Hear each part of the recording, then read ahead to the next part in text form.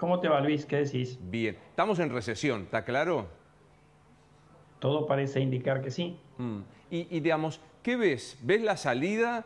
Porque, digamos, el gobierno dice el 5 puntos menos de inflación respecto de diciembre enero es un buen camino. ¿Compartís? Bueno, diría que obviamente 20 es mejor que 25, pero son números muy altos de inflación. Igual yo creo que no, esto es natural que todos tengamos ansiedad, pero me parece que lo que tenemos, sabemos que la inflación va a seguir siendo alta en febrero, marzo, porque tenés todavía ajustes de precios relativos pendientes. Acá la verdadera cuestión va a ser ver dónde aterriza la inflación en el segundo trimestre del año, ¿no? Claro. Y para eso, y yo creo que por ahí faltan algunas precisiones del gobierno también respecto a cómo piensa encarar esa etapa de estabilización. Mm. Porque ahora con todo el ruido que tenés, ahora vienen las tarifas, después tenés distintas cuestiones que todavía siguen metiendo mucho ruido en los índices. La pregunta es, ¿vas a aterrizar en un nivel de inflación previo a todo este lío, es decir, al 9-10% mensual? ¿O el gobierno logra, a partir del esfuerzo fiscal que se está haciendo, lograr una meta más ambiciosa que esa, que es lo que deberíamos tener, Claro. aspirar todos, ¿no? Eh, cu- Entonces, seguirlo ahora semana a semana o mes a mes, 25 contra 20, me parece que no aporta mucho. La pregunta es dónde va a estar la inflación en el segundo trimestre del año. Si va a em, estar en 10, en 5, en claro. 2 mensual, obviamente que eso sí hace una gran diferencia, ¿no? Cuando lo escuchás a Milei decir estamos a tiro de la dolarización, ¿crees que es dialéctica política o crees que es un hecho? Mirá, yo la verdad no sé lo que piensa el presidente. El presidente ha sido bastante enfático respecto a la dolarización. Yo creo, bueno, yo siempre he pensado que la dolarización no es una buena idea para la economía argentina, pero bueno, no es muy relevante lo que yo pienso, obviamente mucho más relevante lo que él piensa. Yo creo que toda esta idea vos pensás que todavía el Banco Central tiene reservas netas negativas. Es cierto, en parte, si computás los bonos estos que ha estado emitiendo el BOPREAL, todavía sigue siendo un número bastante negativo, porque tiene un pasivo en dólares que en algún momento va a tener que atender. Es cierto que la masa de pesos de la economía se ha reducido, pero todavía me parece que están lejos de poder tener los dólares que hacen falta como para poder dolarizar. Sumale a eso que después hay una cantidad de preguntas instrumentales, ¿no? Porque de cómo lo ayudarían a cabo. A mí no me parece que es una buena idea y yo creo que el gobierno tendría que estar pensando más en un plan de estabilización más tradicional, que creo que después que pase toda esta ola de ajuste de precios relativos se puede intentar. Claro. ¿Qué es lo que iba a preguntarte? Porque muchos colegas tuyos comparten que, bueno, hubo que tomar estas decisiones para corregir precios relativos, para llegar a este equilibrio fiscal, pero falta el plan de estabilización. Algunos decían, es la dolarización. Vos decís, busquen un programa de estabilización más clásico, más ortodoxo, ¿no? Sí, la dolarización es un programa de estabilización. Lo que pasa es que tenés que resolver algunas cuestiones instrumentales que me parece que todavía no se está en condiciones de resolver. Claro. Déjame sumarlo al secretario general de la redacción del Diario de la Nación, Daniel, que es José del Río. José, buen día, Nación. ¿Cómo estás? Muy buen día, Luis. Una mañana cargada hoy de ¿Qué, información. qué- qué más pasa políticamente para que Artana se agarre la cabeza?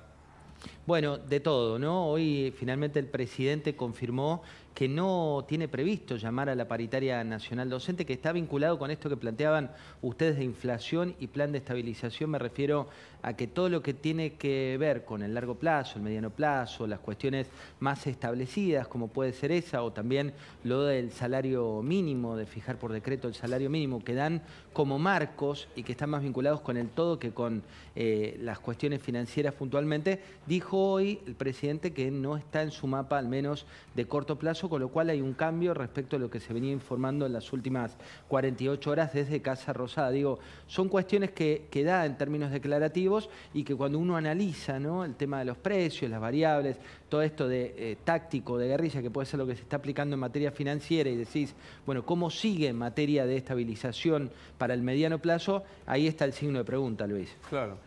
A esto se agrega algo que quiero preguntarte políticamente vos a José y económicamente a Daniel. Ayer Pablo Rossi dijo que no se descarta una nueva cadena oficial en la que Milei anunciaría la derogación por decreto de 10 de los fondos fiduciarios tan polémicos. ¿Se sabe algo concreto, José? Sí, eso forma parte de algo que están confirmando hoy desde Casa Rosada, / Quinta de Olivos, por llamar las dos locaciones donde está operando hoy principalmente el Poder Ejecutivo. Sí, que tienen previsto eliminar estos fondos fiduciarios, pero de nuevo, ¿no?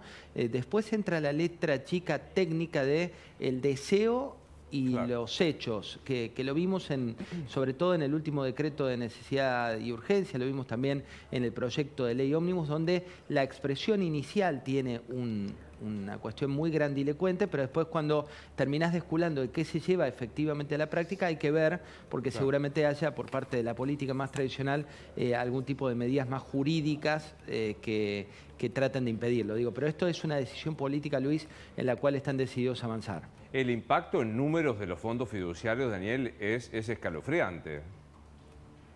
Sí, ahora, a ver, los fondos fiduciarios son una creación que existe para sortear algunas de las restricciones que tiene el presupuesto. Esto se usa en otros países también, no digo que esté bien, pero es darle un manejo más ágil a determinadas cuestiones que el gobierno quiere priorizar. Lo que pasa es que acá se hizo un abuso de fondos fiduciarios en una gran cantidad. Y no son muy transparentes. Eso no quiere decir que todo lo que se gasta en esos fondos fiduciarios es curro. Tampoco exageremos, ¿no? Porque hay obras, hay un montón de cuestiones. Lo que yo creo que esto va dentro del marco de reducción de gastos y en ese sentido, bueno, están yendo con la motosierra y no con una tarea más de cirujano. Es una tarea más de cortar, cortar y cortar. Dada la magnitud del déficit, por ahí no había otra alternativa, pero en algún momento uno tiene que hacer un análisis más fino, porque no todo lo que está detrás de estos fondos fiduciarios es un disparate, ¿no? Claro. O sea, no. Viste, una cosa es la discusión mediática, otra cosa es sentarte después y mirar que estos fondos van y tienen un montón de programas en los cuales algunos tienen contrapartidas internacionales. Ahí la pregunta es cómo el gobierno se hace de la caja. Ya esto en la época de Massa viene inventado un decreto por el cual los excedentes de caja de los fondos fiduciarios terminaban en el Tesoro, financiando al Tesoro. Que ese es otro camino. Los fondos fiduciarios pueden no gastar en la medida que los controle la nación y te quedan esos excedentes de caja. Pero no nos quedemos con la discusión de los títulos, hay que ir a mirar el contenido. O sea, no son transparentes, seguro, pero no todo es un gran curro ni que están atrás robando los políticos de estos 20.000 o 10.000 millones de dólares. José, ¿qué viene políticamente? Porque digo, el presidente volvió envalentonado con un gran encuentro con el Papa, con empresarios italianos, con la propia Meloni, pero con la ley caída, digamos, anuncio de ¿qué viene, José? Bueno, ahí está el desafío, Luis, y ahí está el desafío también del calendario, ¿no? Siempre cuando ponemos en contexto la cantidad de días que lleva el presidente Milei son muy pocos respecto de los 4 años que tiene de mandato, pero también es cierto que de cara al mes de abril, que el propio gobierno había planteado como punto de inflexión para ciertos senderos, uno que es el de la inflación, donde vemos este 20,6 que se difundió en las últimas horas, pero ves también un dato que se va a publicar en las próximas horas que está vinculado con cómo se redujo la emisión monetaria, cómo se dejó de imprimir billetes, que está en un mínimo realmente en el último mes. Digo, todo esto es parte de lo que viene en materia de economía y finanzas. En materia de política real, yo creo que un poco la punta que planteaba recién Daniel es la que tenemos que seguir, ¿no? Porque se pone el título, y no es que lo ponemos nosotros, se pone desde el gobierno nacional, se habla de la generalización de los fideicomisos, donde es cierto, la mayoría de esos fideicomisos tienen cuestiones políticas y demás, pero también hay compromisos asumidos que no podés destruir de un día para el otro, claro, porque se te caen otras cosas, digo. Entonces hay que ver, cuando vas a la sintonía fina política de esta letra chica, de estos grandes anuncios que está haciendo hoy por hoy Presidencia, cuánto se puede llevar adelante, y te diría que si tuviéramos que ponerle un porcentaje, en definitiva del anuncio del 100, después queda un 30, un 20, claro, un 25. Claro. Le sirve hoy en base a las encuestas de opinión porque mantiene todavía el respaldo, pero también hay que decirlo, Luis, hay que ver hasta cuándo, cuando vos anunciás tanto y la diferencia es tan grande, después tiene un impacto real. Bueno, despedirte, Daniel, y si no te pregunto por el dólar, no soy yo. Me odia, Daniel, porque yo le pregunto por el dólar todo el tiempo. 1070, ¿por qué 1070? Que habíamos llegado a 1003, ¿no? Bueno, el gobierno está licuando muchos pesos, ¿no? Y claro, además con las suscripciones de Bopreal está rescatando pesos. Y vos pensás que el tipo de cambio lo podés mirar, tenés que mirar, porque hay presión, bueno, porque sobran pesos, faltan dólares. Y ahora los pesos que sobraban son cada vez menos, claro, y han empezado, y el Banco Central además está comprando reservas. Hay exportadores, importadores, perdón, que antes estaban yendo al contado con liquidación para pagar operaciones, que están accediendo al mercado libre, al mercado oficial de cambios. Hay exportadores, como todos sabemos, que liquidan 20% de sus divisas en el contado con liquidación. Vas encontrando un mundo donde la brecha se va achicando en la medida de que estás cumpliendo con tus objetivos de política fiscal y monetaria, ¿no? Total. Daniel, gracias. A ustedes por llamarme. Hasta luego. José, ¿nos queda algo más que tengamos que decir?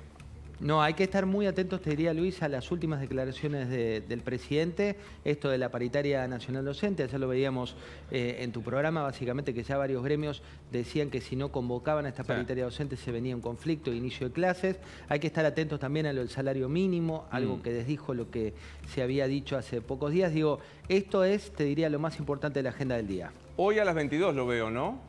Hoy a las 22 viene Guillermo Francos, vamos a preguntarle Upa. seguramente por esto.